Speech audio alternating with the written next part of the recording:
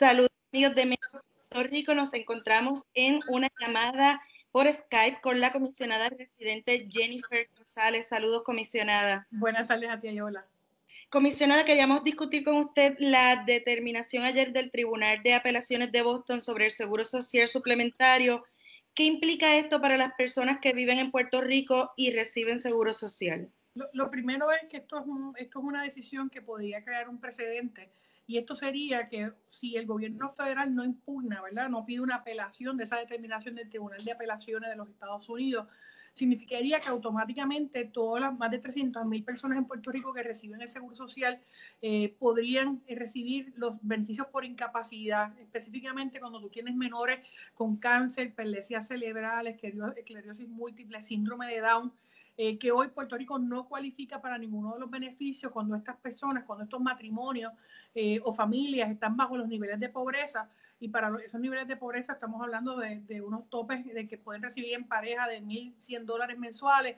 Si están por debajo de eso, pudieran recibir hasta $750 mensuales para poder manejar estas condiciones. Lo mismo ocurre esto para las personas de 65 años o más que estén bajo los niveles de pobreza y no tengan los elementos para vivir.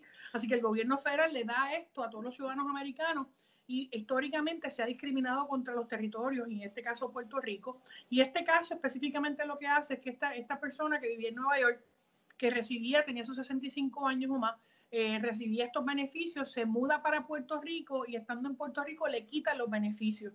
Y el gobierno federal le cobra por el dinero que habían pagado previamente. Así que este pleito se llevó a cabo en la isla, en el Tribunal Federal, con los licenciados Germán Ferrer. Nos comunicamos con él, participamos como amiga de la Corte desde el día 1, presentando el por qué esto no puede ser. De hecho, nosotros hemos radicado legislación en el Congreso para atender esto, así que para nosotros es una lucha que ya se cumple ahora casi 2 años desde que se empezó este pleito. ¿Qué puede ocurrir ahora, Yola? Pues mira, el gobierno federal pudiera solicitarle al mismo Tribunal de Apelaciones Federal una reconsideración en banc, que no es otra cosa que se vean todos los jueces activos del Tribunal Apelativo Federal, vean esto. Uno de ellos tendría que aprobar, votarse. ¿Y por qué se pide en banc? Porque evidentemente muchas veces no le van a solicitar al mismo tribunal, al mismo circuito el que revisen su decisión, así que se abre a todo. Esto puede ocurrir, se tendrían 45 días para pedir esto, de lo contrario entonces irían directamente al Supremo, ¿verdad?, a nivel federal, donde yo creo que podemos prevalecer la decisión del juez del GLP. Es consistente con que esto es una medida discriminatoria, y si esto se prevalece, o sea, si se determina que la decisión del juez GLP es válida, aplicaría entonces automáticamente para Puerto Rico el Seguro Social Suplementario, o SSI, que les daría beneficios a nuestras personas de 65 años o más que estén bajo los niveles de pobreza. El proceso de una apelación primero al Tribunal en Pleno de Apelaciones y eventualmente al Supremo, ¿es un proceso que podría demorar años o cuánto? Mira, tienen 45 días el gobierno federal para solicitar la apelación en banc al propio Tribunal de Apelaciones. Hay 2 maneras: que un juez activo diga que sí, voten y se lleve una votación en todos los jueces de apelativo, y la segunda, en esos 90 días después de la reconsideración, ir directamente al Supremo. Así que los términos, obviamente el Tribunal Supremo tendría que pedir un certiorari diciendo que acogería ver el pleito, así que eso también, ¿verdad?, tendría que verse, pero evidentemente el gobierno federal que llevó esto hasta el apelativo, me parece que va a pedir la reconsideración y que va a ir hasta las últimas consecuencias, porque esto sí genera una decisión, un precedente que cambiaría el estatuto que hoy discrimina el que Puerto Rico no reciba esto. Comisionada, quería preguntarle porque las reacciones a esta determinación por parte de los políticos han sido variadas y, por ejemplo, gente que milita en el Partido Popular Democrático plantea que esto se reconocería que bajo el Estado Libre Asociado aplican los derechos, mientras que hay personas del sector estadista que plantean no, esto es el discrimen y necesitaríamos pues la igualdad. ¿Cómo usted reacciona a ese aspecto ideológico de este pleito? Mira, es bien triste que haya gente que esté viendo esto en materia político-partidista y viendo esto en materia de estatus. ¿Por qué?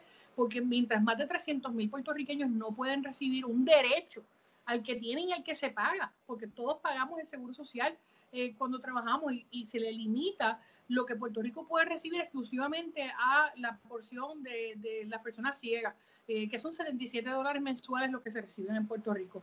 Aquí estaríamos hablando de aumentar ese beneficio a casi $750 mensuales, y eso sí que ayudaría tanto a nuestra familia. Ahora bien, si nosotros fuéramos un estado, esto aplicaría de manera automática, pero no lo somos, y por eso esa lucha, porque como este programa, tenemos más de 50 y pico de programas federales que discriminan con Puerto Rico. ¿Cuántos casos se puedan llevar? Este caso porque es una persona que recibió el beneficio en Nueva York y se muda a Puerto Rico. Así que esto es lo que es otra muestra de cuando uno quiere ser un estado y lograr la igualdad plena. Así que esto es un camino adelante hacia la incorporación de Puerto Rico. Si lo quieren ver políticamente hablando, esto nos acerca más a la estadidad. Yo lamento, ¿verdad?, que haya personas que estén pendientes a eso, cuando esto ha sido una lucha de muchos años legislativa a través del foro, ¿verdad?, del tribunal, y la igualdad para nuestra gente uno tiene que buscarla en todas las categorías, y esta es una de ellas. Comisionada, hoy también anunció que se consiguió más dinero, que se pague más dinero a los médicos, a las instituciones médicas en medio de la emergencia, que son fondos de Medicare. Si lo puede explicar rapidito de qué se trata. Claro que sí. Nosotros llevamos trabajando con la administración de CMS a nivel federal, que es la organización que maneja los programas de Medicare, el que se aumenten los pagos a los proveedores de servicios. Nuestros médicos en Puerto Rico están por debajo de lo que reciben los pagos de médicos a nivel nacional. Así que como parte de esto conseguimos $5.8 millones y se hizo una nueva reglamentación que ahora en ACES en Puerto Rico lo instrumentará para los distintos proveedores médicos para pagarle hasta 70% de la tarifa que se pagaba en Medicare. En Medicaid se pague también en Medicare en Puerto Rico, y esto es lo que se hace en Arroyo Habichuelas, aumentarle el pago a los médicos y proveedores. ¿Es solamente por la emergencia o es en adelante permanentemente? Bueno, hasta ahora es por la emergencia, pero no tiene una fecha de caducidad. Esto se va a seguir evaluando con las negociaciones. Generalmente esto dura más de un año, yo creo que está por 2 años, si mal no recuerdo, pero la meta es que una vez ya llegamos a esto, de ahí se sigue subiendo, ¿no? ¿Verdad? No se baja. Comisionada, rápido, la gente lo que está pendiente en Puerto Rico es del cheque de los $1,200. Eso así. Las guías del Tesoro Federal con Hacienda, ¿eso usted sabe cómo va? ¿Cuándo esos cheques ya podrían salir?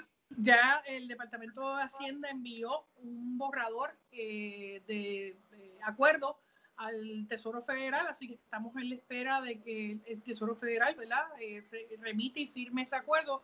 Una vez eso ocurra, ya el Departamento de Hacienda estaría en posición, primero porque pidieron el adelanto de los fondos a la Junta de Supervisión Fiscal para poder hacer estos pagos. Así que yo creo que ya esta semana debemos estar viendo una determinación final sobre el Departamento de Hacienda y el Tesoro sobre esto, pues esto se sometió temprano esta semana pasada. Y no quiero, ¿verdad?, desaprovechar la oportunidad. Quisiera su reacción. Acá en Puerto Rico ha habido mucha controversia con el manejo del tema de la emergencia y con las pruebas de las compras de suministros en salud, y se habla de que hay investigaciones hasta federales en este aspecto. ¿Usted qué sabe? ¿Cómo le afecta esto en términos de petición de fondos?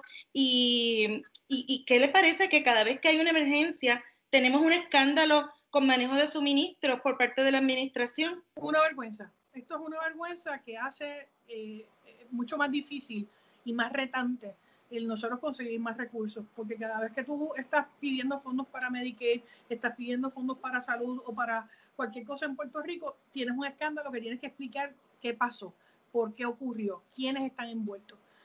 Así que yo lo que espero es que esto se llegue hasta las últimas consecuencias, pero ¿sabes qué, Ayola? Los procedimientos de adjudicación de contratos y compras en el gobierno de Puerto Rico no se inventaron ayer, llevan años y son bien robustos precisamente para proveer transparencia y pulcritud en el proceso. Si como parte de esta emergencia esos procesos se viciaron, se hicieron de manera acelerada, obviando este proceso de transparencia, tiene que haber una adjudicación de responsabilidades, porque esto le cuesta al pueblo de Puerto Rico, le cuesta dinero y obviamente la percepción federal sobre cómo se hacen las cosas en Puerto Rico. Así que yo espero que estas investigaciones se hagan rápido, se cierren para saber si hubo o no la comisión de delitos y poder enfocarnos en lo importante. Sí, esto hace bien retante y bien difícil cada vez que estamos buscando fondos en una emergencia, el que hayan señalamientos. Mira, no tiene ni que haber ocurrido el mero señalamiento, la apariencia de impropiedad con el manejo de fondos públicos y máxime cuando son fondos federales, lo que hace es echar los asuntos de Puerto Rico hacia atrás. En términos de los suministros ventiladores, sabemos que hay muchos estados pidiendo ayuda federal con el tema de ventiladores. ¿Cómo Puerto Rico va a quedar en términos de prioridades cuando se esté pidiendo esta ayuda al gobierno federal? Mira, nosotros estamos en coordinación con el secretario de Estado, Jaime Román, y con el administrador de FEMA, Pete Gaynor, a nivel federal. De hecho, esta semana tuvimos conference call con varios de las agencias federales y las personas que están autorizando el movimiento de estos equipos. La prioridad se le está dando a lo que ellos llaman las zonas calientes, los hot zones, Nueva York, Chicago, por la cantidad de personas que están, ¿verdad? Contrayendo la enfermedad. En el caso nuestro, nosotros pedimos un número bien alto, ¿verdad? Para que nos dieran menos. Se nos va a dar una cantidad de ventiladores también, así que eso ya se está trabajando. Lo importante es que yo sé que nosotros queremos prevenir, ¿verdad? Y que estas cosas ocurran, pero también el gobierno de Puerto Rico tiene que comprar de manera directa. Y me ha llegado información de que hay muchos suplidores ofreciendo este tipo de servicios en Puerto Rico, así que yo lo que les recomiendo al gobierno es que los ponga todos públicos. Todo aquel que tenga una oferta de suplido de materiales, que se haga público y que se utilicen los mecanismos en ley que se tienen para hacer las compras. Porque hay disponibilidad. De hecho, a nuestras oficinas llaman, y yo lo que les digo es, esto es el gobierno de Puerto Rico, y yo creo que si se hacen públicos cuáles son y que el gobierno y que hayan las personas dedicadas a hacer este proceso de compra revisen la disponibilidad y cuándo llegarían, además de los que van a llegar a nivel federal. Bueno, pues muchas gracias, comisionada. Gracias por sacar de su tiempo en este sábado de gloria para compartir con la audiencia de Metro Puerto Rico. A la orden, muchas gracias a ustedes.